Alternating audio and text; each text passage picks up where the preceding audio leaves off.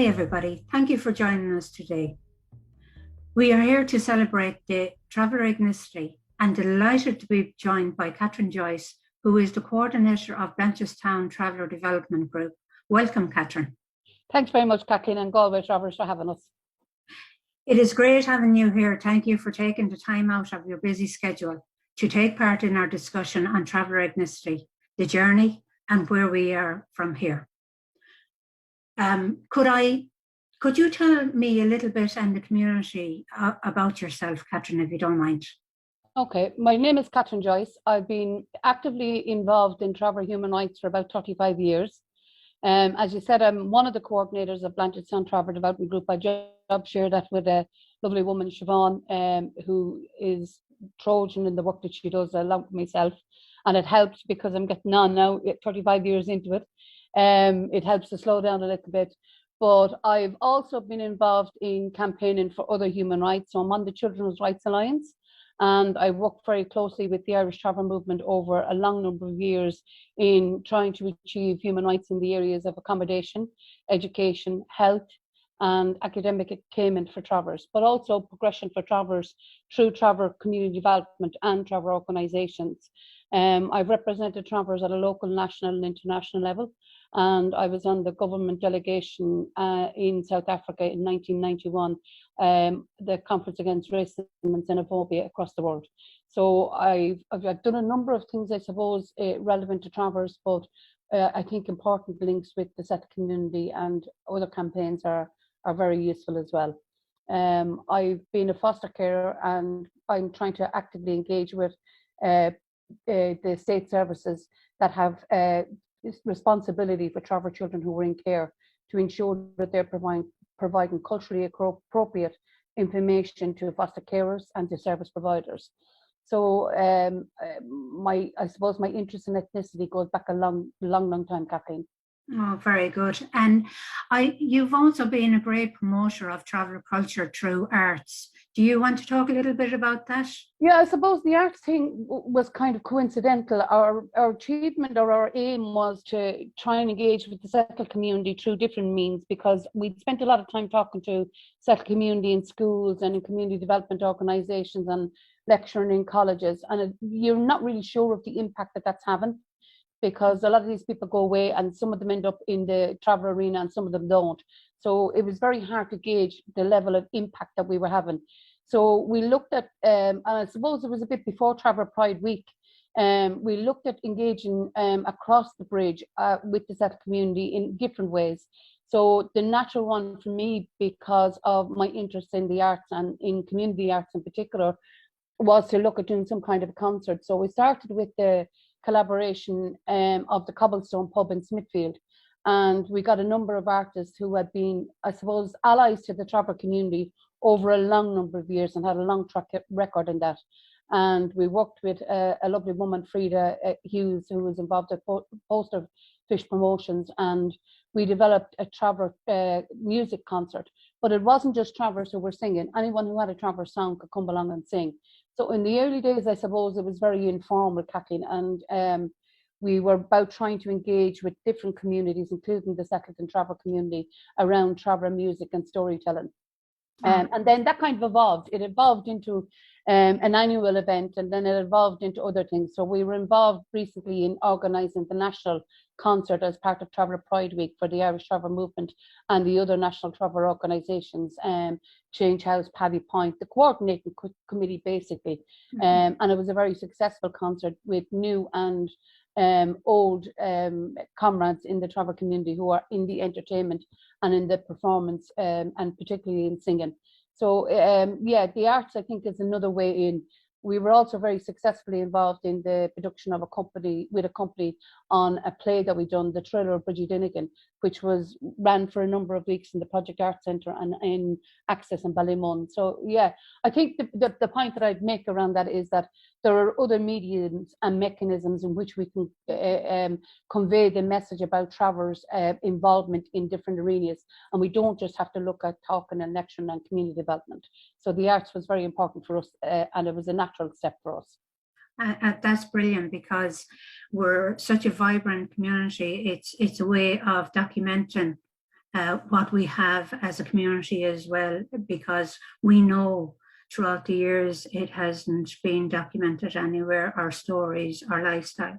So that's great, keeping that alive, that side of us alive. Catherine, just around the ethnicity, what does it mean to be an ethnic group? Well, I suppose there's a couple of questions, and I know you have other questions for me around that, but the most important, and I think the most fundamental thing, is that travellers are different to settled people, and we've always been different. We've a long history of nomadism in our history in our generations going back. While travellers are not nomadic at the moment, that's not by choice. It's by a lot of state policies over the years dating back to the 1960s, when state intervention happened around travellers. So if you only associate travellers with travelling, it's the wrong starting point, because you don't see the other elements of our culture and identity that are different to the settled people. Now, there is a difference between being a minority in a country. So we can be a small group of people that are different, but to be an ethnic minority, you have to have a couple of things that are added on to just a different part or different element. So you have to have a different culture, just different value system, different belief system. And you've also got, the important thing is you have to see yourself as different, but you have to be seen by others as different. Now, there's a lot of travellers that have questioned why we're calling for ethnicity over the years, and I've had many a debate with travellers at all levels within our community, people who have actively engaged and people who are just joining courses, and they'd say, why do we want to be recognised as different? We've so much negativity attached to our culture and identity. Why would we call on the government to recognise us as different? And I think the response that I've always had in relation to that question is that we are different, we get treated differently, and 9 times out of 10, that difference is negative. Ethnicity or formal recognition of our ethnicity would only improve that situation, and it would only add credence to the state saying that to other people out there in society that travellers are valued as part of our community. So ethnicity is important, not just for the wider community and how they view us, but I think it's important for us and how we view ourselves. There was also many travellers that asked me, and not only asked me, but were adamant that they didn't want to be recognised as an ethnic minority group. And I said, that's fine if you have the luxury and the choice of doing that. But for a lot of us, we're already identified as being travellers. We already live in traveller accommodation. We've already experienced discrimination and racism. So where's the harm in us experiencing something good as a result of our identity rather than something negative? So ethnicity is part of us, whether we want to acknowledge it or not. There are some travellers that have opted out of the travel community. They've completely conformed into second society. They don't acknowledge their name. Some of them have actually changed their second name, so they're not easily identified as being travellers. And that's their prerogative. That's their God-given right to do that if they want to, by legal means, any legal means that's in the system for them to do that. But for a lot of us, it's not a choice and it's not an option. So I think the best thing that could have happened to us in the last 10 years is the state to recognise us as an ethnic minority group. Yeah, and I totally concur with you, because like that, we've experienced the negative from society, and why not try and get a legal stance somewhere that we can fight the system if needs be. Yeah. Catherine, you were also part of the collective campaign for the recognition as a minority group in 2017. On that journey, do you want to tell us a little bit? I know you had touched on it there, but yeah, because it was a group collectively to try and get the recognition that time. I suppose all traveller groups, well, most traveller groups have been campaigning for travellers to be recognised as an ethnic minority group. But I think there's a couple of fundamental things that people need to be aware of. First of all, in the European Union, Roma, Gypsies and travellers across the European Union were recognised as an ethnic minority group as part of a European directive. So member states, which included Ireland, were asked to put measures in place to ensure the protection of the ethnic minority groups, including travellers and Roma. So the pressure was coming from the European Union for the Irish government to do something. It happened that we'd been campaigning at a local level for over 30 years, or a domestic level for over 30 years, to ask the government to have us recognised as an ethnic minority group. So the two collided at the same time, I would say, right on point. Some of us in the human rights, travel human rights, would say that it was 30 years way too late. But look, we can't change the history of how we got to where we got in 2017. So I suppose the importance for us at a national level, and the turning points, I suppose, at a national level, travel organisations, and I can only talk about my own role in ITM as part of the coordinator there and as part of a local travel organisation who's a member of the ITM. Other groups had different strategies, but I'd like to talk about the ITM's one, because we had a very clear statement in our aims and objectives to call for the government and the state to recognise travellers and our culture and identity in recognising us as an ethnic minority group. In order to do that, we've done a little bit of work with the traveller community itself to say, what is ethnicity? Why is it important? And why are we looking for it of the state? Because we've always been responsible back to the membership of ITM. We also done a bit of work with the member organisations, so traveller groups like Blanchardstown, Galway and people like that, about how to present the case for travellers to be recognised as an ethnic minority group. So for instance, how do we sell this to our own community? And as I said earlier on, Kathleen, not all of us in our community want to be identified as a traveller, but for a lot of us, it's not a choice. So there were travellers out there looking for something, but they weren't sure. Ethnicity is only one piece of it, or the formal recognition of our ethnicity was only one piece of it, but it was an important piece. So I suppose ITM then started to develop a strategy about where we would lobby directly in government. So it wasn't just good enough publicly calling for it. So the ITM got involved with the Oireachtas subcommittee and started pushing at that level and started selling the case for ethnicity at a government level through the structure of the state. So at Oireachtas level, at TDs, with TDs individually, with party political people, at government conferences, at party political conferences and places like that. So for I suppose the first time, we were engaging directly with the political structures of the state about pushing ethnicity. So it wasn't just about calling for it, it was about actively engaging in calling for it. And then we got word that there was going to be an announcement. In the meantime, the government had developed or started to develop, because of pressure from the state, the Roma and Gypsy strategy. And then at the beginning of that Roma Gypsy strategy, it was important that there was a clear message about who travellers were. Now, it took them a while into the Roma strategy to get it done, but nonetheless, in 2017, the state did formally announce in the Oireachtas subcommittee. There's no law there, there's no legal framework in which we have gained this ethnicity acknowledgement, but the fact that it was read into the records of the Dáil and the fact that it is state policy now, and government departments have to abide by this announcement that travellers are an ethnic minority group, it has and will change things into the future for travellers. And I suppose that's a lead on to my next question. Seeing that we are 4 years down the road from the recognition, where do you think we should be going from here? Well, let me go back again, Kathleen, to the 1960s. In the state, when they started intervention with travellers, they called us itinerants and they referred to us as a problem. In the 1983 review body report, it just concurred with that and adopted a kind of analysis of what the state had done to help absorb us into settled society and assimilate us back into settled society. So they viewed us as dropouts and they wanted to absorb us back in. Again, in 1995, when I was involved in the task force report, they went as far as saying that travellers were culturally different, but they didn't call us a minority group, and they certainly didn't call us an ethnic minority group. So a lot of the policies that were developed were about looking at acknowledging our culture. So they did develop some traveller sites and made them culturally appropriate, and they did develop some targeted education initiatives that made us more culturally aware of the difference between traveller culture and settled culture. So then back and during the course from 1995 right up to when we got acknowledgement, the state attitude to travellers was some cases hardening and in some cases it was softening. So we seen those opportunities as ways of flagging that ethnicity was the problem. You weren't acknowledging the ethnic difference and the cultural difference in a real positive way. So the campaign, I suppose, started about trying to do that. So what will it mean for us going forward in the future? I think it will start to mean that government departments will have to look at travellers and look at all aspects of traveller lives.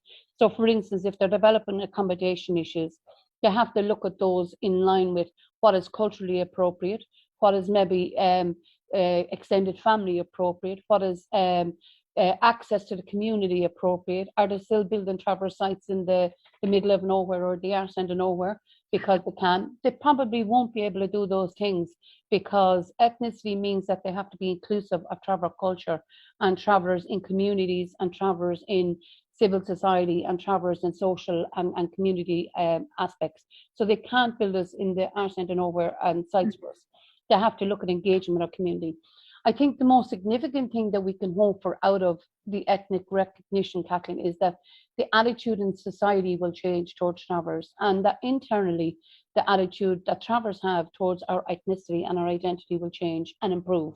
Because I think there's a lot of travellers out there that have been damaged by years of assimilation, years of experience of discrimination and racism at many levels against our community.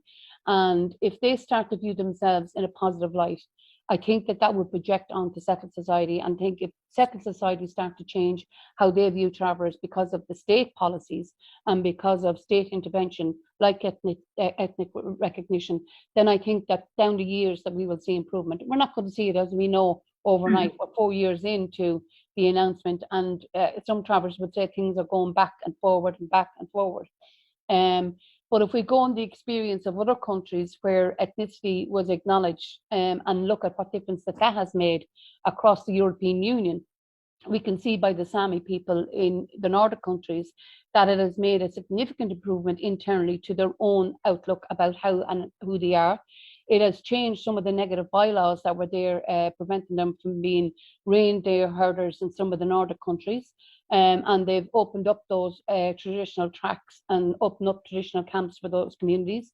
But I think significantly what it has done, it has changed the way in which government policy has included the Sami people. So I think if we work closely with Irish government, and we also maintain a critical analysis of what Irish government policy is, then we can start to see changes. I'm going to be very honest with you, I didn't even think in my lifetime that we would see the state recognise travellers as an ethnic minority group. So I would say that it's a way of wiping the slate clean and starting with a new perspective. Of course, we can't forget the wrongs that have been done to our community. We can't neglect to acknowledge the harm that was done to our community. And I think we do need to look for some kind of a acknowledgement and an apology from the state around some of the stuff that happened, particularly in the education where we were completely segregated and missed out on opportunities, life opportunities, because of our academic limitations that were placed on us as a community. But I think that we have to start somewhere, and I think the starting point might be the new starting point, the new reset has to be the ethnicity recognition of travellers by the state. And some people would say it's only symbolic, and that may be true, but I think symbolically they have said, we see you, we know who you are, and we acknowledge that, and going forward we want to work with you. And that, I suppose, is the important part, that we're part of the design consultation of whatever is in the future going to be rolled out, because I think that's where we were left behind in the past, that we weren't part of that consultation at any stage. And it is very important that now they recognise travellers should be sitting at the table when we are making decisions on their lives and their future. Yeah. But is there a message you want to give out to the travelling community? I think if there's one message that I would say to the travel community, I would say to them to look in their own situation, their own personal situation, their family situation, and their community situation, and to look at the history of the treatment of travellers in our country, and then look 10 years into the future with ethnicity part of that vision, and look at what potential there is there to make a change in your life, your family's life, and your community's life, based on the fact that the state have recognised us. And I would say engage with travel organisations about pushing that vision in a positive way to make sure that travel organisations have it right as well, and that we're calling for the appropriate things led by our own community that is on the ground, because also travel organisations tend to get tied up doing the work and getting the things across the line. But very often we do need to reflect on what impact that can have on individuals within our community. So what will accommodation look like in 10 years' time with ethnicity part of the conversation? What will our education system look like in 10 years' time if we start to build in acknowledge and traveller culture and identity as part of the curriculum that's getting taught in schools in a positive way, and not in a way that travellers have to be ashamed to be named as a traveller in the class when subjects are being taught? What will your health system be like? What will the healthcare system? And feed that information back into traveller organisations, because I think it's important that that's coming from the community as well, and not just from people who are engaging in traveller organisations. And I think fundamentally what I would say to people is that ethnicity is a positive thing. And we know that from the experience of other minority groups and ethnic groups, not just across the European Union, but across the planet, we see the difference that once that positive recognition is made, the potential impact that it can have on minority communities. And I would say also, the last point that I would make is that we need to be respectful of other ethnic minority groups that live in this country and show them the same courtesy that we want when we're looking for the rights for travellers. So if it's economic immigrants, if it's asylum seekers, if it's refugees, be courteous and respectful of the lives and the trauma that those people might have suffered as well. And I totally agree with you. Like, we all have to work in solidarity, because their experiences, what we have experienced throughout our early lives. So, and thank you so much for your insight. You're a powerful woman, I must tell you now, and it's an honour to listen to you. And as a traveller, activist and woman, our fight will continue, and the demand is the formal recognition has to be more than symbolic though. Absolutely. It needs to be enshrined in law for full legal protection of our community, and that is non-negotiable, particularly for the future generations who should not have to live with the same struggles that we had. I also want to encourage the traveller community to join the Traveller Ethnicity celebration today. Be proud. We are a rich, vibrant culture and identity, which we are showcasing in GTN's Facebook page throughout the day. And Catherine, once again, thank you for coming on and talking to me. Thanks for having me. And everyone, I'd like to thank you for tuning in today. Thank you.